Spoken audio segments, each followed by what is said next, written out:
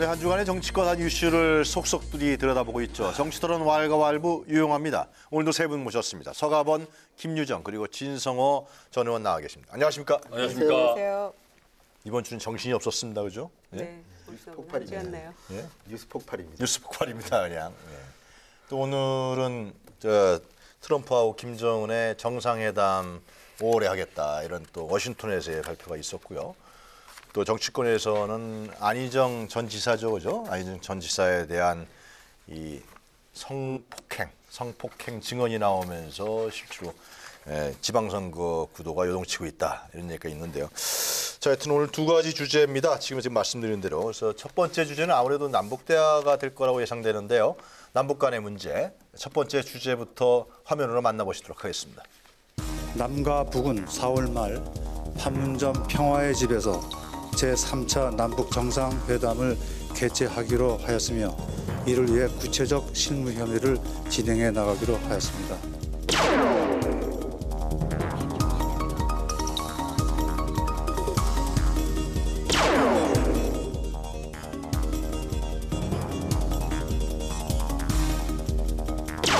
북미 대화를 통한 한반도 문제 해결의 가능성이 그 어느 때보다 높다고 판단됩니다. 모두가 주도적으로 해결해 나가는 역사의 주역이 되어야 할 것입니다. 미국의 트럼프 대통령 그리고 북한 김정은 위원장의 전향적인 입장 모두 환영합니다. 하지만 협상은 이제부터 시작이라는 점을 간과해서는 안 될 것입니다. 김정은과 트럼프 대통령이 정상회담을 하는 것은 그야말로 한반도 비핵화를 실현하기 위한 가장 빠르고도 가장 실질적이고 가장 효율적인 방법이 아니겠나 이런 생각을 갖고 있습니다.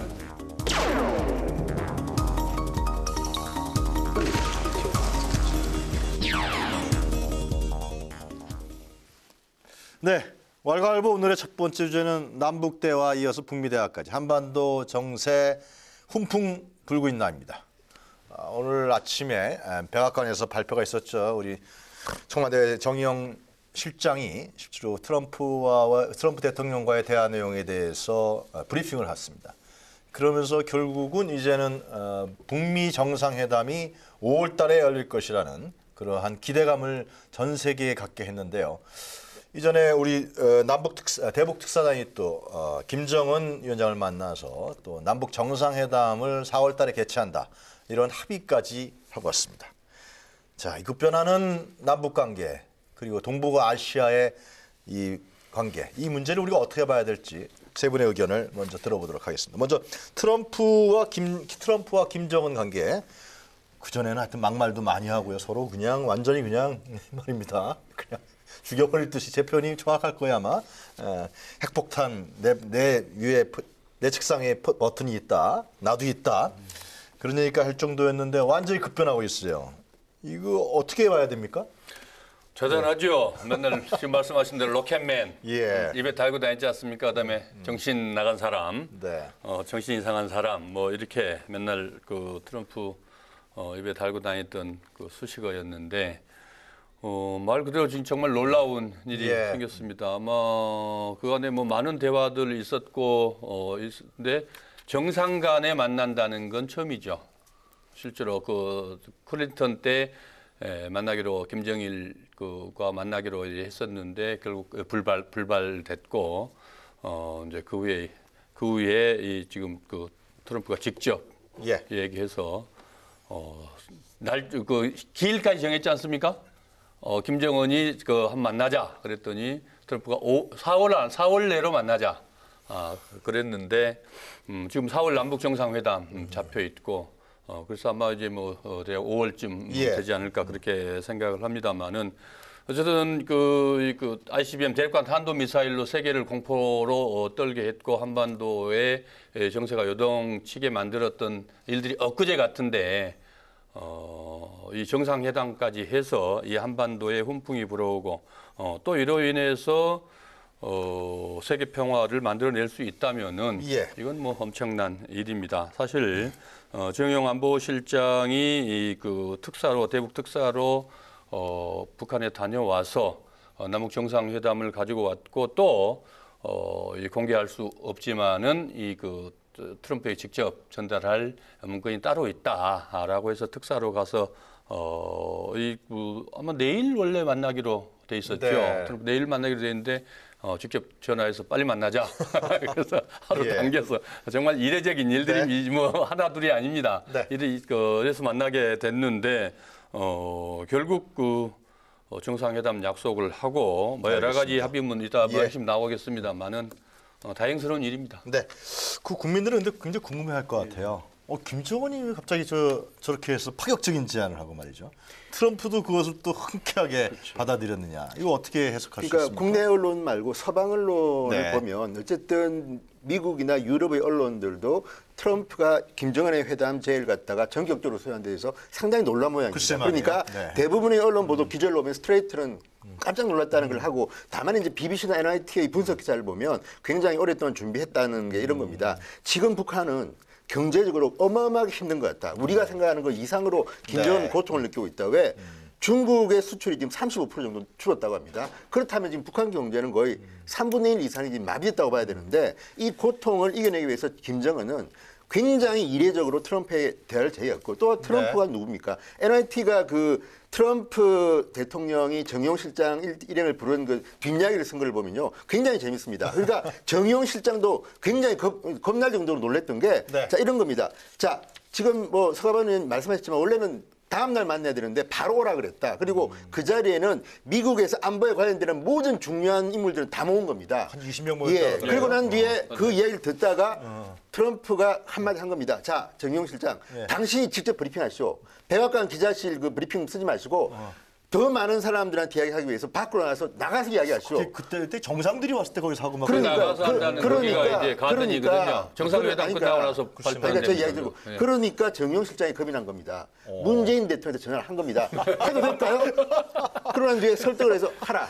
그래서 정용 실장이 그러니까 쉽게 하면 기자실 좁은 기자실이 아니라 밖으로 나와가지고 네. 쉽게 하면 백악관 출입 기자들 말고도 다른 나라의 강연도 들을 수 있는 자리에서 이야기한 거고 그다음에 또 재밌는 건 뭐냐면 그때 이제 트럼프의 모양을 보면 다른 참모들도 백악관의 참모들도 트럼프가 하루 빨리 해가지고 오케이 할 줄을 몰랐던 겁니다. 굉장히 당황한 건데 여기에 대해서는 이제 미국 의회가 이제 좀 신중하라고 오히려 그 뒤에 이야기를 할 만큼 네. 트럼프는 급장스러운 건데 어쨌든 지금 단계에서 트럼프와 김정은 이거는 서로의 이해관계가 많이 떨어졌다. 그리고 어쨌든 우리 입장에서는 상당히 평화에 대해서는 진전된 것이기 때문에 네. 평가 잘할 필요도 없다. 그러니까 트럼프 한번 지켜봐야 될 것 이해관계는 같아요. 트럼프 이해관계는 뭐예요? 트럼프 이해관계는 핵폐기죠. 그러니까 물론 좀 다릅니다. 네. 김정은은 경제적인 어떤 압박을 좀 풀어달라는 걸 요구하겠지만 트럼프나 미국은요 일관적으로 그 있지 않습니까? 불가역적이고 뭐 검증 가능하고 네. 확실한 그 핵폐기인데 자 그러면 김정은과 트럼프의 정상회담이 될 때까지 5월 달까지인데 한번 지켜보는 건데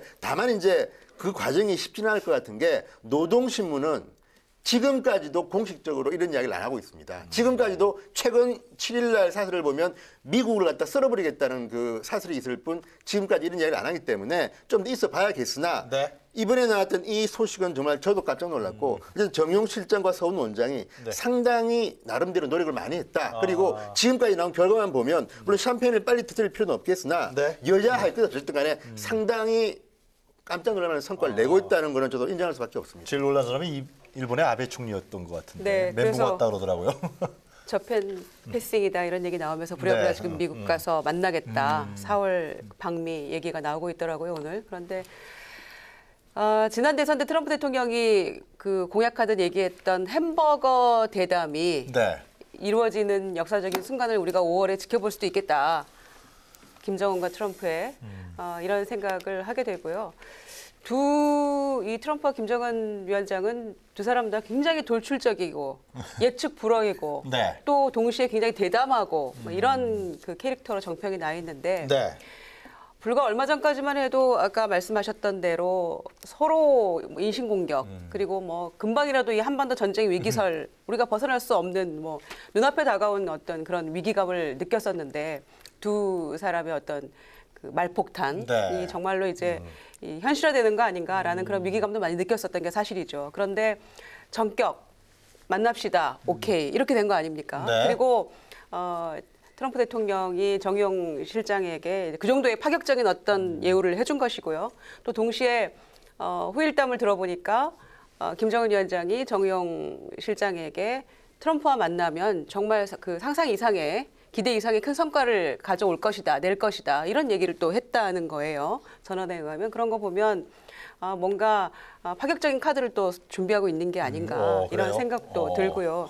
아무튼 예상치 못한 일들의 연속이고 이 며칠 동안이 그리고 불과 2, 3개월 전만 해도 상상하지 못한 일들이 지금 눈앞에서 벌어지고 있는 거에 대해서 굉장히 다행이고 뭐 모든 사람 아마 세계가 반기고 있는 그런 순간이겠죠. 네. 다 깜짝 놀랐고 그러나 동시에 이제 그 보수 야당에서 걱정하고 있는 것은 네. 9.19 합의나 또는 229 합의 2012년에 네. 그런 것이 비핵화에 대한 합의가 또 아무렇지도 않게 또 파기가 됐던 그런 북한이 전력을 가지고 있기 때문에 네. 그런 흑역사가 또 어느 순간 또 어느 한가 꼬투리를 잡아서 반복되는 게 아니냐라는 의구심을 또 갖고 있는 것도 사실이죠. 그래서 네.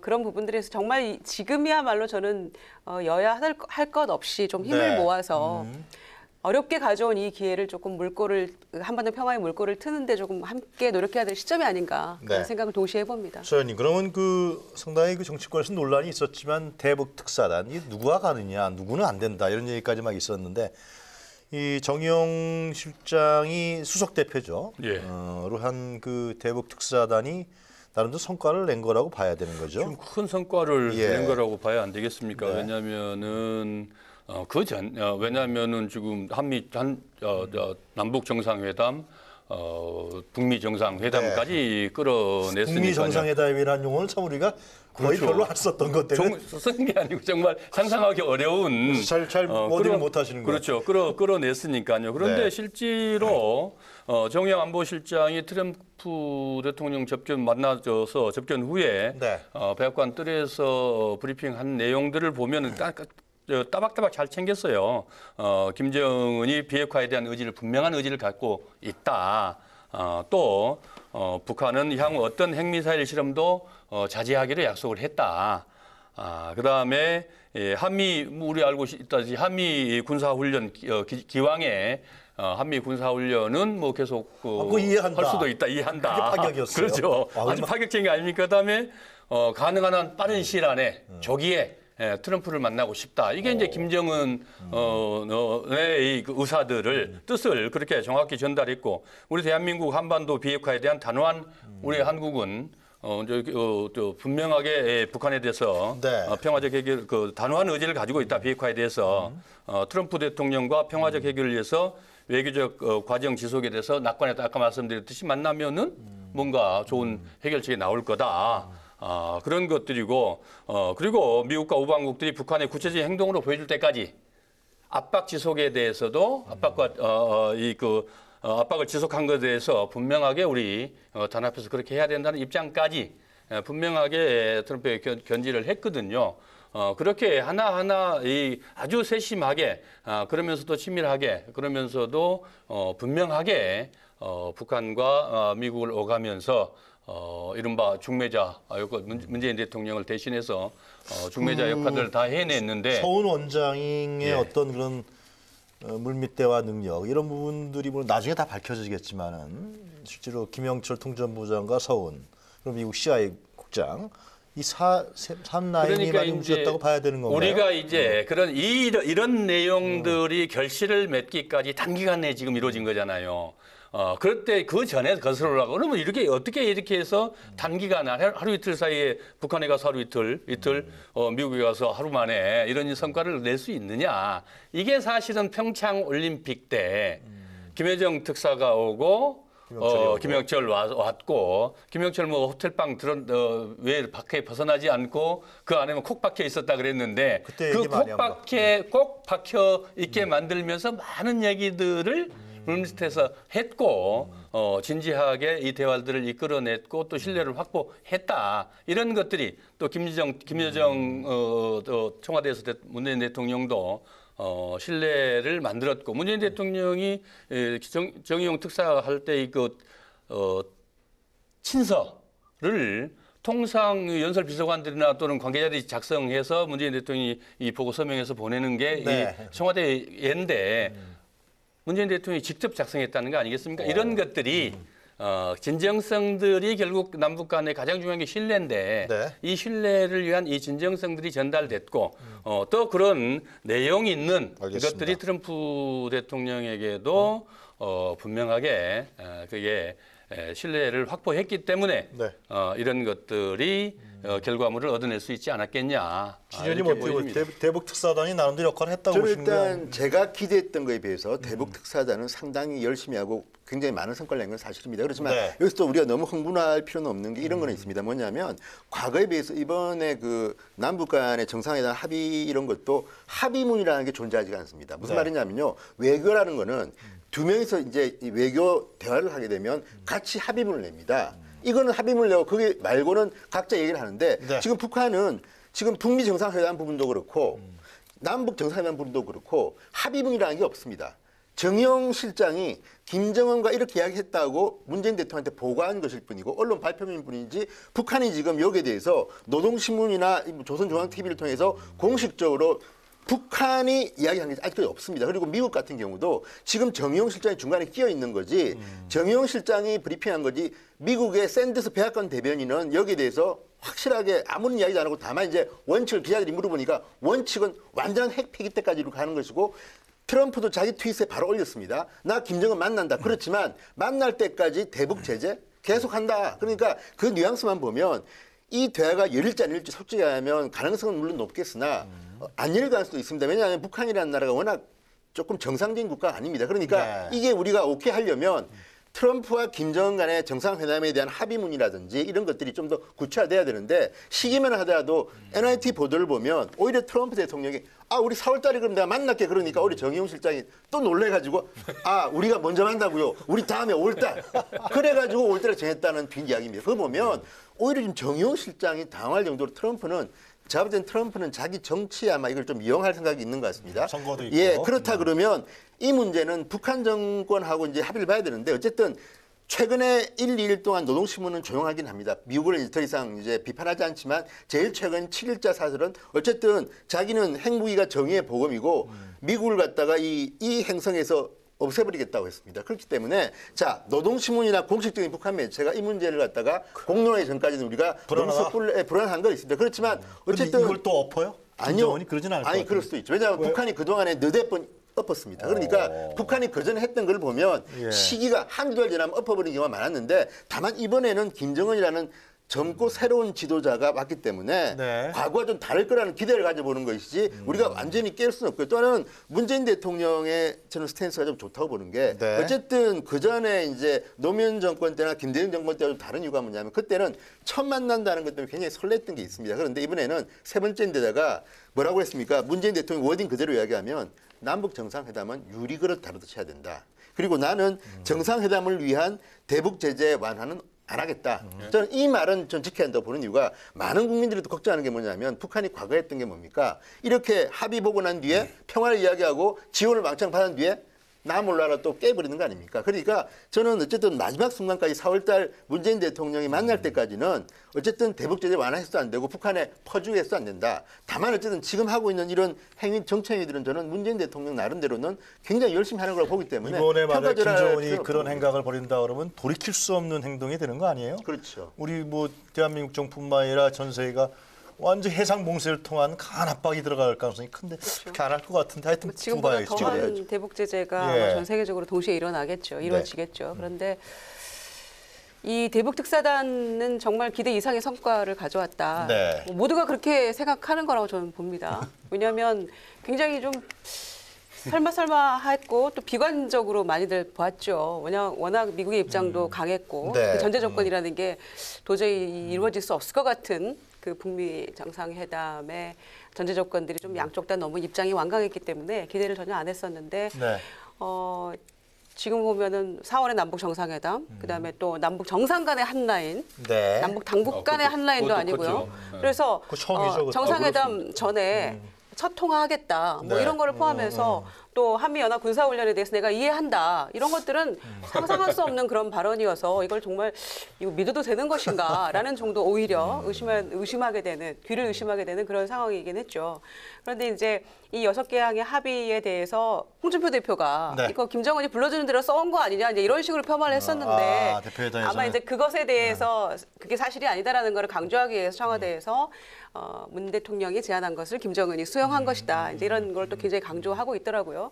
그래서 오늘 보도된 걸 보니까 그동안에 이제 미사일 발사하고 새벽마다 발사하고 이래가지고 굉장히 또 괴롭혔죠. 이 NSC 회의를 또 새벽에 개최해야 되고 열어야 되고 대통령이 그거에 대해서 이 밤잠 설치 거 미안하다. 그래서 이제 밤잠 설치게 해드리지 않겠다. 뭐 이런 발언들을 했다는 많이 걱정하네요, 이 특사단 그래서 이제 와서 걱정이 되는 것인지 그래서 진작에 좀 그렇지. 특사단과의 대화가 예. 이제 그런 후일담들이 굉장히 나오고 있어서 아마 더 많은 파격적인 어떤 이야기들이 나오지 않을까 국민들이 좀 기대하고 있는 네. 것 같아요. 그래서 4월 정상회담에서도 또 판문점에서 열리는 여러 가지 상징적인 의미들도 있고 해서 굉장히 기대가 되는데 네.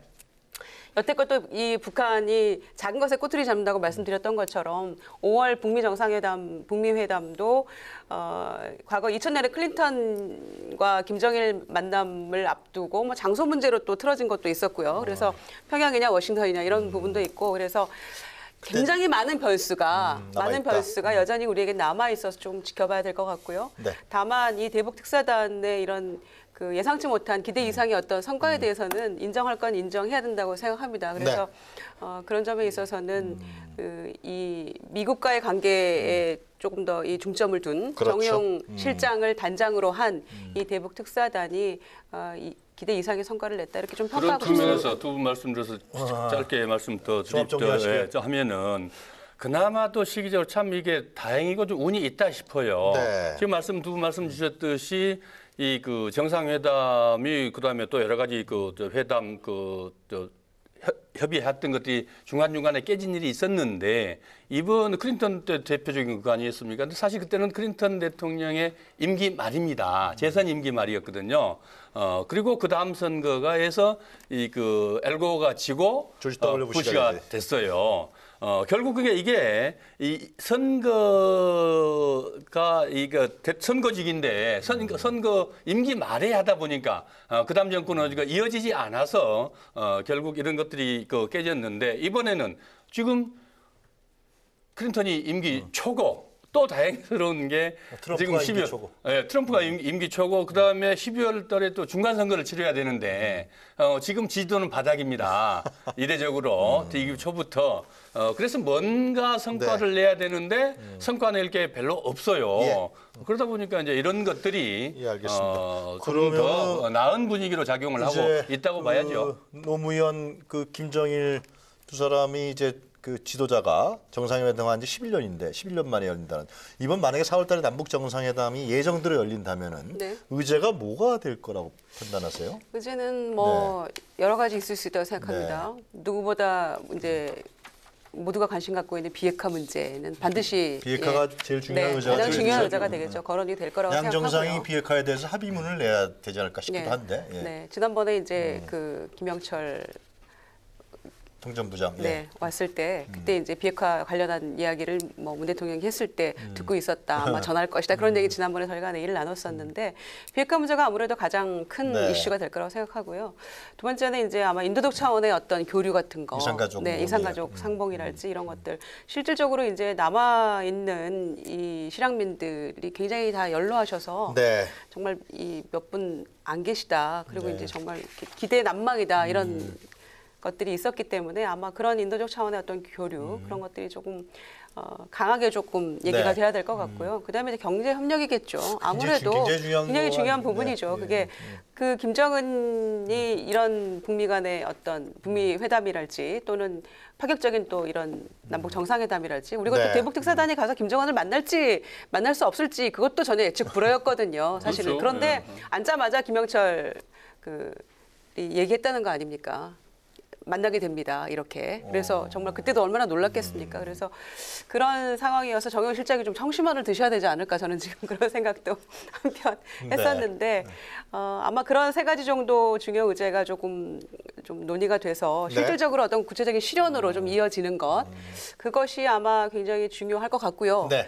아마 그런 여러 가지 결과에 따라서 또 5월에 이어질 북미 회담에도 네. 구체적인 또 아젠다가 정해지지 않을까 이렇게 생각을 합니다. 개성공단 문제 같은 경우도 좀 얘기를 해야 될 것 같은데 어떠세요? 개성공단뿐만 아니라 지금 북한은 경제적인 원조를 굉장히 애타게 바랄 겁니다. 그런데 네. 문제는 제가 지금 진행되는 걸 보면 이걸 가지고 주도하는 사람이 누구냐를 보면 제가 볼 때는 적어도 문재인 대통령이나 트럼프 대통령이라기보다는 김정은입니다. 김정은이다. 왜냐하면 아시다시피 신년사부터 해서 평창올림픽을 통해서 지금까지 우리가 예상 못했던 것들을 지금 하고 있습니다. 왜 그렇겠습니까?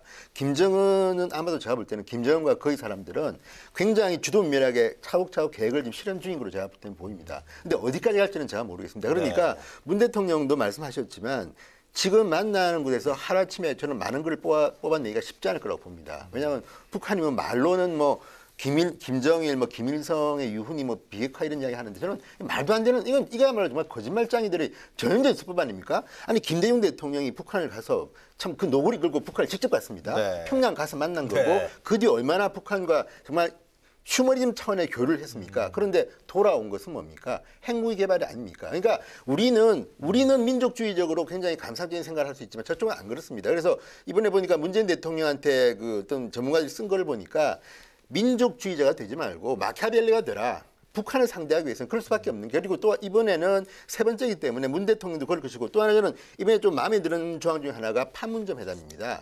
저는 과거에 김정일이 뭐간데 그 뭐 수백만 명을 굶어 죽인 어쨌든 우리 볼 때는 민족의 어쨌든 범죄자인데 자 평양을 우리가 늘 갔습니다. 지금 김정은은 트럼프 대통령이 뭐 오라고 합니다. 평양으로. 아니 그 젊은 지도자가 뭔데 지금 우리가 평양을 가야 됩니까? 어쨌든 저는 처음으로 어쨌든 판문점 남한 지역에서 평화의 집에서 회담한다는 것 자체가 저는 상당히 그 정영 실장이랑 잘한 거라고 보고 네. 아마 트럼프도 북한 가고 싶지 않을 수도 있습니다. 그러면 뭐 지금 보도되는 걸 보면 워싱턴 안 온다면 제주에서 만날 수도 있고 예를 들어서 제주도 얘기 나오더라고. 그런 이야기 나오는 걸 보면 그런 장소나 저는 이 방식도 좀 중요하다고 보는 게 언제까지 우리가 북한을 끌려다녀야 되는 것인지 지금 제가 볼 때 급한 쪽은 김정은입니다. 그렇다면 북한이 아마 상당히 많은 걸 준비했기 때문에 네. 여기에서 마키아벨리의 시선으로 문재인 정부가 한다면 성과를 낼 수 있고 또 NIT는 이런 보도를 합니다. 지금 김정은이 이런 이야기를 한 이유 중에 하나는 4월 북폭설이다. 그러니까 4월에 전쟁 난다는 보도가 나오고 하면서 김정은이 나름대로 이렇게 된 거지 만약에 트럼프가 그전처럼 압박을 하지 않았다면 과연 김정은이 대화하자고 했겠느냐. 네. 그러니까 참 재치과 채치가 당근은 같이 써야 되는 거기 때문에 문재인 대통령은 어쨌든 마키아벨리의 입장에서 북한을 상대하는 게 필요하다는 생각이 듭니다. 김정은이 실제로- 주도권을 행사한 프로그램이 이렇게 진행 결과 나왔다고 실제로 말씀하시는데 그게 이제 서로 양국 간의 서로 양국 간의 노력이라고 봐야죠. 양 정상 물론 간에 그렇습니다만, 예. 끊임없이 예, 지속적으로 또 노력하고 또 아까 말씀드렸듯이 인내를 가지고 또 성의껏 성심껏 이렇게 하면서 또 아까 말씀드렸듯이 이 평창 올림픽의 무대를 잘 활용해서 신뢰를 회복할 수 있었기 때문에 네. 가능한 건데 우리 모두가 우리 그 국민들한테 뭐 외신까지도 다 또 아까 또 우리 얘기도 했듯이 김정은의 그 적극적인 태도, 거침없는 이런 이 그 언행들, 자세들이 네. 또 이런 그 기폭제가 되는 역할은 했다고 봐야 되겠습니다. 지금 아까 뭐 말씀드렸던 의제 네. 비핵화 분명한데 인도적 교류, 이산 가족 상봉이라든지 이런 문제들은 분명하게 나와야 되겠죠. 또 경제협력 문제.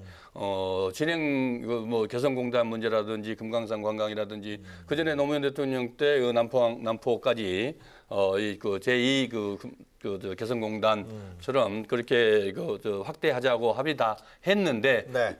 6.15 14 선언 그 정상회담 이후에 합의 사항들이 지금 지켜지지 않았거든요. 그런 것들을 하나하나 이렇게 차근차근 준비할 거라고 생각합니다만은 첫 술에 문재인 대통령도 말씀하실 때 첫 술에 배부를 수 없듯이 또 4월에 만나고 지금 5월에 트럼프와 북미 간의 정상회담을 앞두고 있는데 네. 지금의 문제는 이 북핵을 어떻게 풀어낼 것인지 이 북핵을 어떻게 풀어낼 것인지 또 이번 그래서 4월에 우리 정상 간 남북 정상 간에는 그런 신뢰를 회복하고 단순히 우리 그 남북 간의 신뢰뿐만 아니고 우리 인류의 신뢰를 회복해서 아까 자유한국당에서도 예. 그러고 다 의심의 눈초리들을 일단 거두게 해서 북미 간의 북미 정상 간의 네.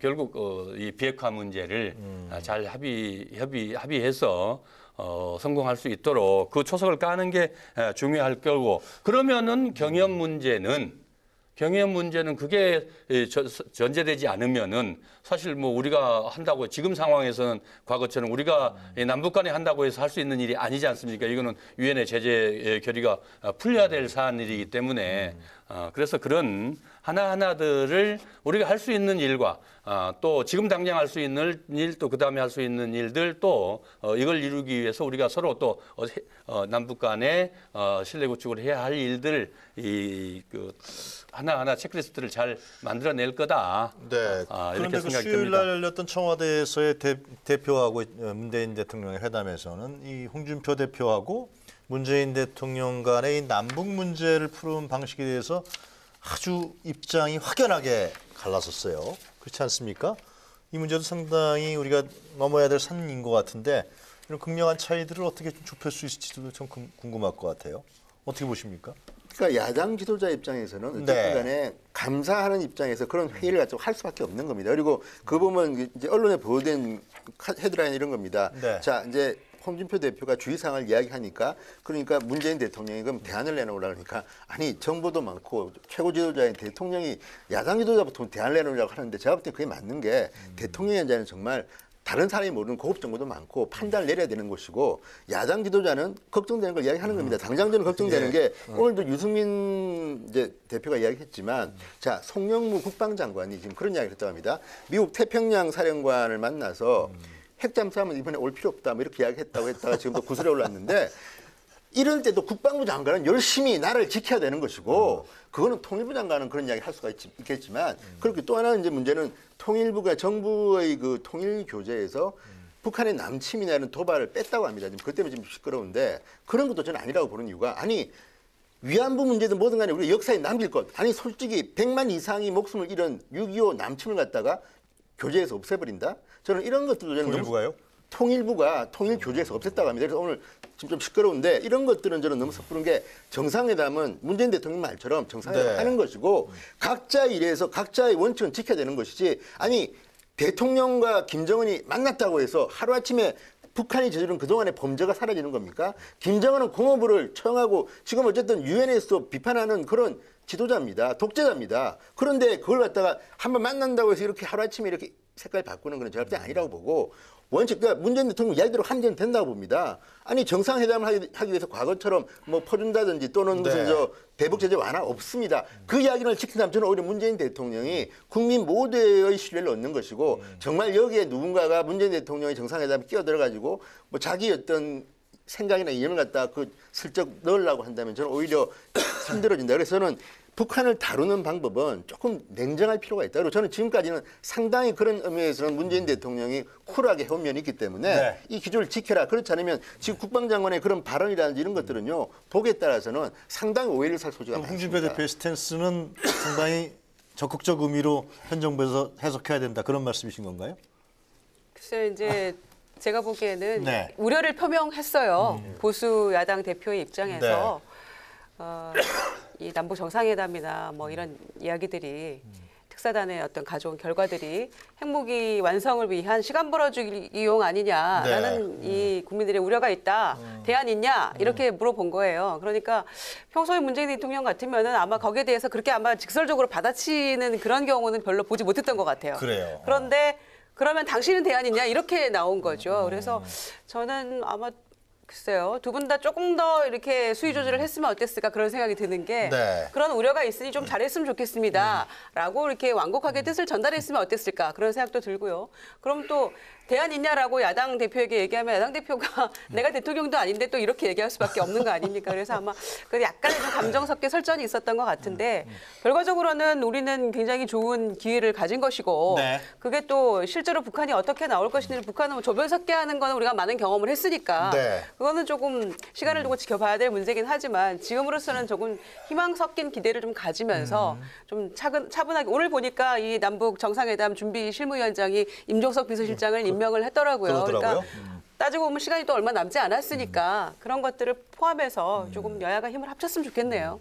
아무래도 문재인 정부에서는 좀 야권을 많이 좀 끌어들여서 그죠? 통합하는 분위기로 해서 남남 갈등을 없애려고 하는 그러한 정치적 노력도 필요하지 않을까 싶기도 한데요. 실제로 문재인 대통령이 취임 예. 일성에 가장 중요한 게 그 여야 협치를 하겠다. 여야정 그래서 협의하겠다. 취임식 끝나고 다 네. 감사를 방문을 하지 않았습니까? 그리고 무엇보다 특히나 외교 안보 관련된 사안들은 야당과도 협의하겠고 구체적으로 다 설명드리겠다라고 했는데 사실 그런 노력들을 문재인 대통령이 열심히 했죠.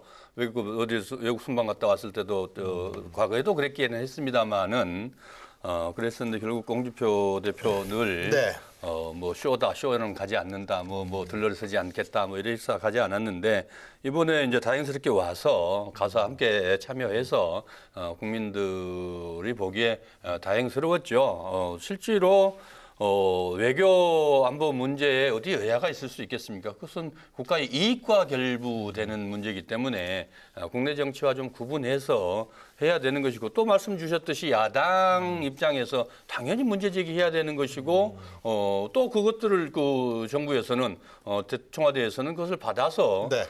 또 반영할 것들은 반영하고 그러게 국가고 국정 수행 아니겠습니까? 당연히 네. 문재인 대통령께서도 그런 이 전향적인 자세를 가지고 또 노력을 하고 있고 또 앞으로 더 할 거라고 보여집니다만은 이번에 이제 또 그러잖아요. 이 북미 대화와 관련해서 홍준표 대표의 일성이 뭐였는지 압니까?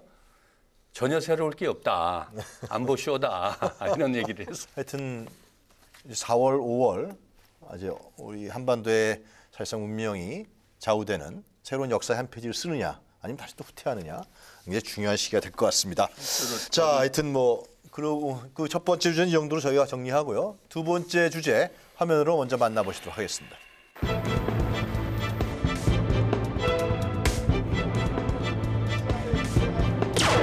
당 대표로서 피해자와 국민 여러분께 사과의 말씀을 드립니다.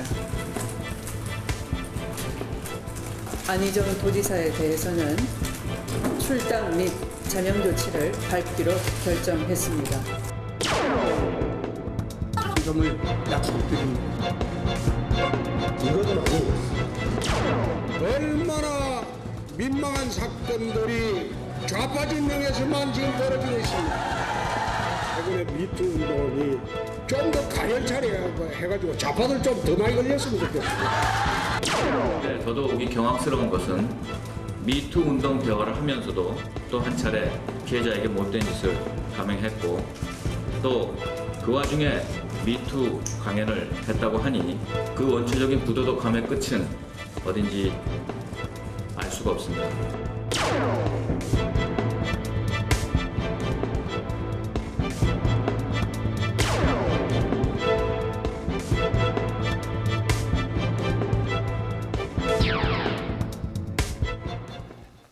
네, 왈가왈부 두 번째 주제는 정치권을 강타하는 안희정 쇼크.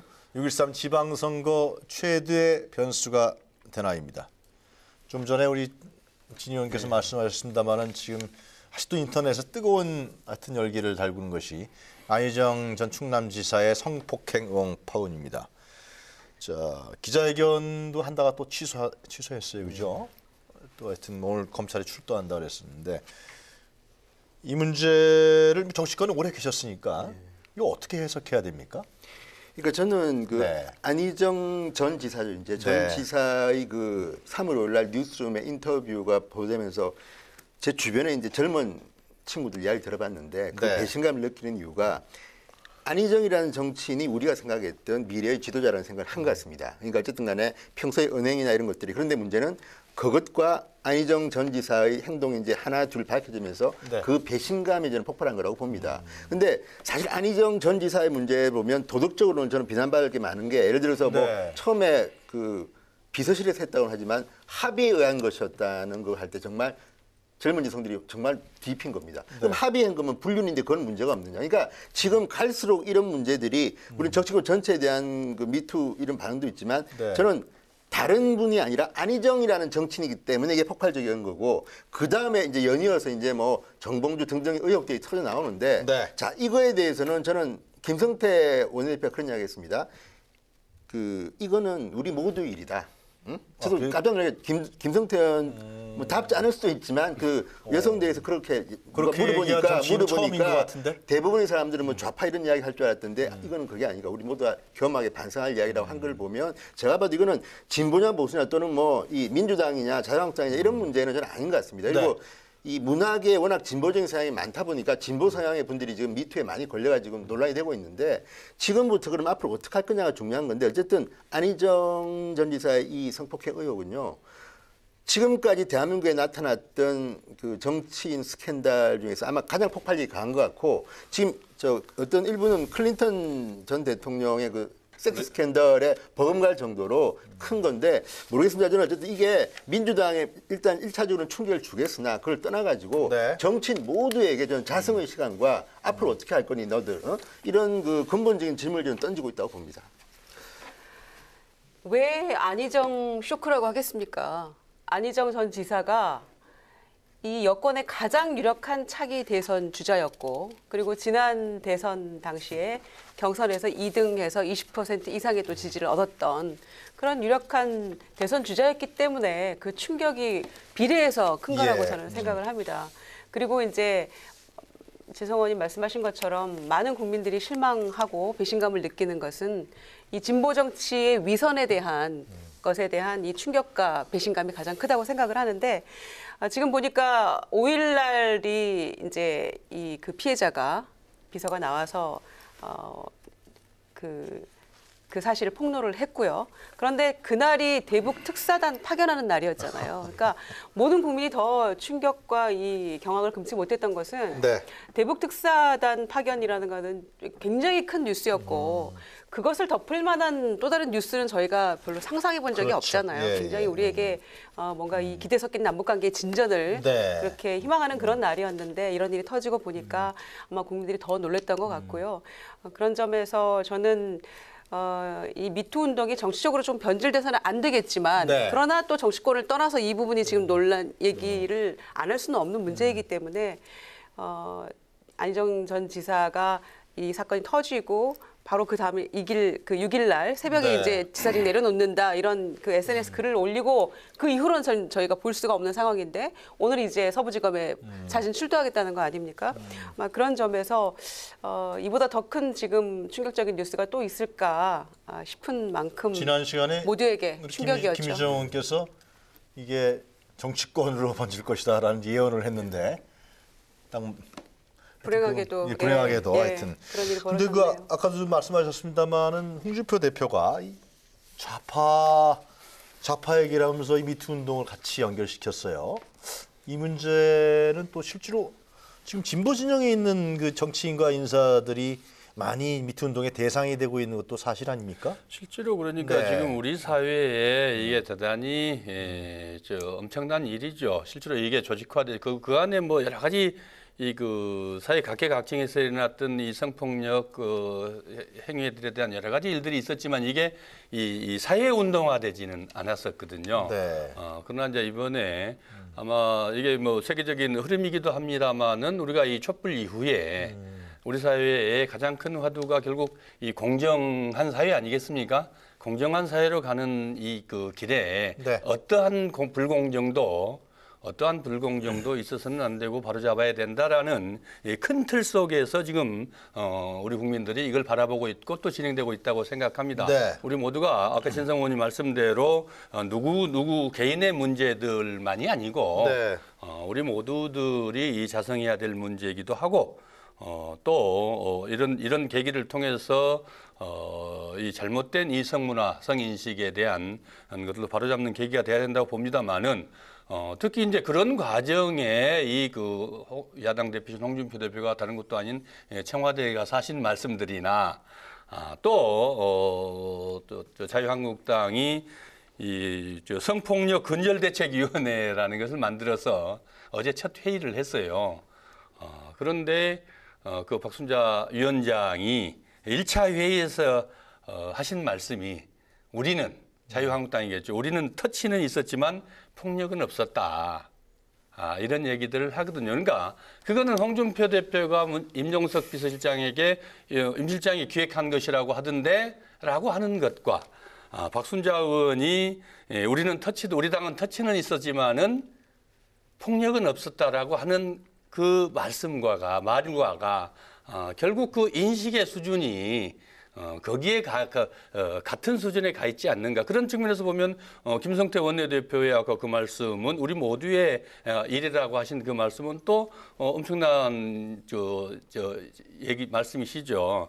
이런 것들이 네 편 내 편의 문제가 아니고 우리들이 좀 자성해야 될 문제다. 청와대 회동에서 그 홍준표 대표 얘기한 부분은 거기서 다른 사람들도 받아쳤잖아요. 예. 추미애 대표 또 그 조별숙 대표 다 지금 문제가 되고 있어요. 사실상 그거는. 그런데 얘기하고 싶습니다. 그 다섯 분 다 제가 볼 때는 특히 젊은 여성들은 화를 냅니다. 특히 추미애 대표 같은 경우에도 본인은 그런 뜻이 아니었겠지만 대한민국에 그러면 뭐 당당할 사람이 있느냐부터 해서 서로 주고받은 대화를 유승민 대표 고급 뭐 동체 빼주겠다. 그러니까 저는 당당합니다 그러니까 뭐 당신 와이프가 나하고 경북역을 동창해.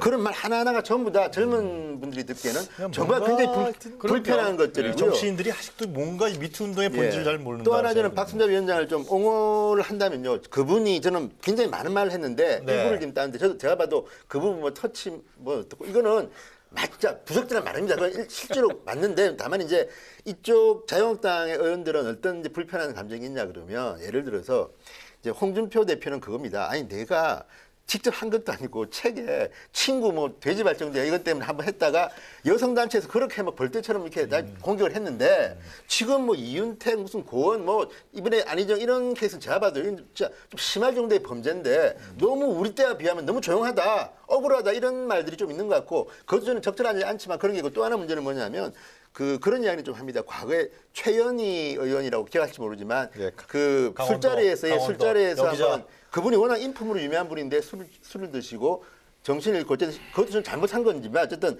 그런 데에 비해서 지금 벌어지고 있는 일들은 너무 엄청나다는 이야기인데 어쨌거나 저는 박순자 의원의 그 터치 이 말도 적절하지 않고 홍준표 대표도 저는 뭐 웃으려고 뭐 저 임종석 실장한테 무사하네 뭐 형님도 무사하니까 저도 무사하죠 이런 발언들이 정말 정치인들은 그게 제가 볼 때는 그 정보지 찌라시는 이야기 가지고 서로 이제 대화를 한 것 같은데 본인들끼리 그 이너서클에서는 그게 재밌는지 모르겠으나 듣고 있는 국민 입장에서는 아직까지 우리 정치인들이 미투 운동의 본질을 모르고 있다. 그 남성 대학생들은 요즘에 나는 뭐 했나 왜 나는 방관했나 라는 것도 있지만 그런 운동이 지금 벌어지고 있다 그러더라고요. 그렇지만 또 오늘 보도된 거 보면은 이 남자 교수에게 또 피해를 받은 남학생도 또 있고. 나타났고요. 그래서 이게 또 여성에 국한된 문제도 아니다. 피해자가 이런 얘기도 나오고 있습니다.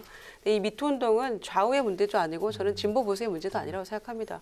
지금 강광 박순자 위원장이나 홍준표 대표나 또 영수회담 가가지고 서로 그냥 뭐 실없는 농담처럼 그렇게 던졌던 그런 모든 대화들은 저는 정말 젠더 감수성 없는 문제 있는 발언이라고 생각을 하고요. 대표들의 위치에서 그런 얘기를 한다는 것 자체가 저는 그러니 이 나라가 이 모양이 됐다. 저는 이렇게 판단하고요. 이거는 좌우 진보, 보수 이런 문제 아니고 정말 이 모두가 경각심 가지고 해야 될 문제인데 특히 더 분노하고 배신감 느끼는 이유는 안희정 전 지사 자체가 인권, 평등, 페미니즘 이런 얘기들을 평소에 너무나 많이 했던 사람이고 그랬기 때문에 기대치도 높았던 유력한 그 대선 주자 아니었습니까? 그리고 이런 폭로가 있었던 날 그 당일날 오전에 이 충남도청에서 대상으로 미투 운동 우리 다 함께 해야 되고 지지해야 되고 얼마나 또 이 유려한 말솜씨를 자랑하면서 했습니까? 그랬기 때문에 이 더 국민들이 분노하고 있는 것이고 그 충격은 정말 이루 말할 수 없다고 생각합니다. 그래서 이 부분에 대해서 정치권 모두가 각성해야 되고요. 저는 아마 2탄, 3탄 충분히 더 있을 거라고 생각합니다. 추이를 모두가 지금 숨죽이고 지켜보고 있는 그런 순간이라고 보는 것이죠. 좀 짧게 한마디 더 하면요.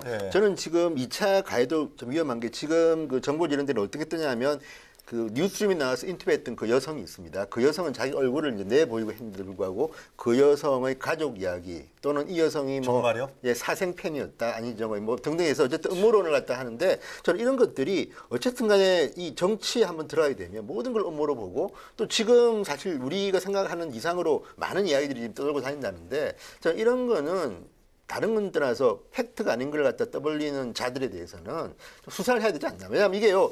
가해자나 피해자나 이게 만약 사실이 아닌 경우는 그 피해라는 건 어마어마한 것들인데 그걸 가지고 이렇게 장난을 치고 있다? 이건 정말 잔인하네요. 정말 잔인하고. 문제가 있는 것 같습니다. 그럼 마지막으로 간단하게요. 그 어떻게 보세요? 이러한 그 미투 운동 문제라든가 안희정, 정몽주 이런 의혹 문제, 이런 지방선거에 어떻게 어느 정도 영향을 미칠까요? 간단하게 좀 말씀해 주세요. 실제로 지금 참 한지정 그 두 분들 많은 말씀들 해주셨습니다만 참 안타깝고 잘못됐죠. 네. 분명히 잘못됐고 우리 모두를 우리 국민들을 아니, 우리 국민 모두를 다 지방선거에 실망시켰는데 미치는 이런 것들 영향. 특히나 이제 충청남도는 상당히 타격이 크다고 봐야죠. 그런 것 우리 같아요. 그 더불어민주당에게 그걸 뭐 부인할 수 있겠습니까? 그러나 이제 이 문제들이 당 소속이긴 합니다만 또 개인의 문제이기도 하고 또 이런 것을 계기로 아까 뭐 다들 말씀하셨듯이 우리가 다시 한번 자성하고 바로잡는 그 과정들을 통해서 네. 국민들에게 좀 더 책임 있게 이렇게 진정성 있게 다가가지 않으면 실제로 많이 지금 민주당이 자신만만해할 그런 상황들이 아니다. 아니죠. 예, 지방선거를 또 돌발 변수가 발생할 수도 그렇습니다. 있고. 예. 두 분 중에 한 분만. 네. 정봉주 전 의원 같은 경우도 예를 들어서 네. 처음에는 민주당 후보로 예비 후보 등록을 했다가 네. 성추행 의혹이 터지니까 기자회견도 연기하고 지금 무소속으로 옮겼습니다. 지금 등록에 선관위 홈페이지에 들어가니 그렇게 돼 있습니다. 처음에는 민주당이었다 지금 무소속으로 바꿨는데 아니, 복당이 안 돼서 그런 복당이 거예요. 안 그렇죠. 됐어요. 아니 그러니까 뭐냐면 복당이 안 됐더라도 민주당으로 출마하고 싶은 사람은 그렇게 할 수가 있는데 지금 민주당에 누를 끼치기 싫어서인지 아니면 좀 나름대로 생각한 바가 있는지는 모르겠지만 저는 이 지방선거에 어쨌든 간에 이 미투 운동은 상당히 영향을 줄 것이다. 이것과 저는 남북 정상회담 이 두 가지는 어떤 쪽으로 영향을 줄지는 모르겠으나 중요한 게 지금 안희정 지사도 그렇지만 박수현 전 대변인도 지금 네. 내연녀 의혹 논란에 지금 네. 휩싸여 있습니다. 이런 것들을 보면 물론 저는 억울할 수도 있다고 봅니다. 박수현 알겠습니다. 전 대변인이 그렇지만 예. 지방선거에 상당히 영향을 줄 것 같긴 합니다. 네. 미투 운동 남북 정상회담 어느 게 더 영향이 클까요? 미투 운동일 것 같습니다. 아, 그래요? 예. 오. 한 말씀만 더 드리면 민주당에서 상당히 이 안희정 충격 네. 이어질 어떤 지방선거의 변수 네. 굉장히 심각한 상황으로 받아들이고 있는 것 같습니다. 네. 왜냐하면 그 예로 현역 의원 차출 안 된다. 지방선거 출마하지 말아라, 자제해라라고 지금 그렇게 얘기를 했었죠. 왜냐하면 네. 일당의 위치가 흔들리면 다음 국회 상황이 매우 어려워지기 때문에 현역 의원들은 가급적 자제해라. 그리고 네. 현역이 아니더라도 나가도 우리가 굉장히 유리하다. 이런 자신만만함이 있었는데 오늘 보도를 보니까 이제 현역 의원이 아니고 유력 인사도 굉장히 어려워진다. 충청권뿐만 아니라 다른 지역도 굉장히 어려워지기 때문에 네. 그 부분에 대해서 조금 말을 바꿔야 될 상황이다. 좀 이런 얘기들이 흘러나오고 있어요. 네. 그래서 이 문제가 이 사건이 지금 굉장히 만만치 않은 굉장한 이 지방선거의 변수로 네. 작용할 것이다라는 알겠습니다. 우려를 민주당은 가지고 있는 것 같습니다. 오늘 주제는 워낙 광범위하고 뜨거운 주제라서 시간이 아주 많이 너무- 부족하다 네, 그런 너무- 생각이 너무 드는데 금방 갖고 할 얘기가 너무 많이 남아있네요. 예, 다음 네. 주에 또 계속해서 연속해서 계속, 이런 예. 나오지 않을까 싶습니다. 자, 준비하신 사진 한 컷 보도록 하겠습니다. 서가번 전 의원께서 준비하신 사진 한 컷 화면에 좀 보여주시죠. 네. 예, 3월 10일 내일이면 탄핵 1주년입니다. 네. 1년 전에 1,600만 개의 촛불이 우리 대한민국의 새로운 역사를 만들었습니다. 박근혜 대통령을 탄핵하고 또 정말 이게 나라냐고 외쳤던 그 많은 1,600만 개 이상의 그 촛불들의 그 함성 엊그제 같은데 벌써 1년이 됐습니다. 나라다운 나라를 만들겠다는 그 문재인 대통령의 국민에 대한 각오가 새로운 정부를 출범시켰고 또 그래서 나라다운 나라, 국민이 사람 대접받는 나라로 네. 이렇게 만들기 위해서 지금 노력하고 있고 네. 또 그런 이 과정에서 지금 가장 힘들고 어렵게 했던 네. 이 그 북핵 문제의 결실들이 문이 열려서 네. 그렇게 하나하나 바로 잡아져 가고 있는 것 같습니다. 또 이제 이 박근혜 그 많은 이 국정농단 사건들이 이제 하나하나 이 사법 처리되고 있고 네. 또 MB의 비리까지 다 이 하나하나 지금 그 밝혀지고 있으면서 네. 정치권에서 우리 최소한 촛불 이 국민들이 원했던 정말 이 국정농단들은 하나하나 지금 제대로 수사하고 또 사법 처리되고 있고 또 이제 우리 국민 지금 미투 운동에 일어나고 있는 것처럼 이 모든 알겠습니다. 네. 사회 부조리들을 그 혁파하고 정말 나라다운 나라 만드는 그런 계기가 되기를 바라겠습니다. 네, 진성호 전 의원이 준비하신 사진 한 컷 보도록 하겠습니다. 노조 지도자들과 근로자들과 함께 이제 철강과 알루미늄 부분에 관세 부과 서명식을 하는 건데요. 예. 지금 사실은 미국도 난리가 났고 세계가 난리가 났습니다. EU와 중국과 한국과 일본 모두 지금 이제 무역 전쟁에 들어간 건데요. 지금 미국 의회에서 지금 트럼프에 대해서 이러다가는 초과 3관 다 태운다고 좀 비판할 정도입니다. 그런데 문제는 저는 이게 심각한 것이 트럼프는 지금 대한민국의 안보에도 지금 개입하고 있지만 그거 중요하지만 저는 경제도 그 못지않게 중요하다. 그래서 저는 네. 정의용 실장이 참 대단하긴 한 게 저희 갔다가 아마 우리 좀 빼달라고 로비도 좀 한 모양인데 어쨌든 지금 대한민국은 이 경제에 대한 그 전문가가 필요하다. 왜냐하면 지난번에도 제가 말씀드렸지만 상당히 많은 전문가들이 지금 대기업가고 다 빠져나갔다고 합니다. 저는 문재인 대통령이 다른 건 모르지만 이 무역과 관련된 부분에는 정말 일 잘하는 분들 좀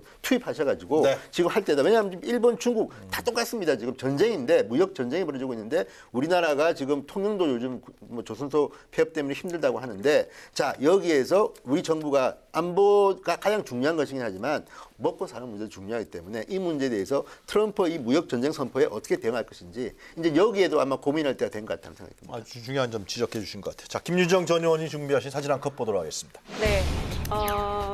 평창 이 네. 패럴림픽의 네. 마스코트 반다비를 예. 이모티콘으로 형상화한 겁니다. 네. 조직위원회에서. 예.